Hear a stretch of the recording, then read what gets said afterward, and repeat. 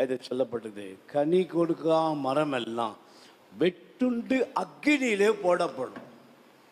புரியுதா? ஞானவான் எப்படி? ஞானவான் என்ன? வானத்து நட்சத்திரங்களை போலவும் நீதிக்குட்படுத்த வருஷம் சொல்லி முடிக்கும். போலாம் டைம் ஆச்சு. அவர்கள் புறப்பட்டு போய் எங்கும் பிரசங்கம் பண்ணினார்கள்.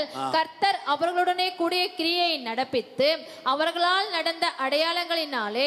போய் கேட்கணும், ஆண்டுகிட்ட போய் கேட்கணும், நான் புதுசா அந்த வீட்டுக்கு போறேன், நீங்க என் கூட வாங்க, நான் அவங்ககிட்ட பேசும்போது நீ எங்க வாயா இருந்து நான் பேசுற வார்த்தை நான் இல்லை நீங்க பேசுங்க. என்ன சொன்னீங்க?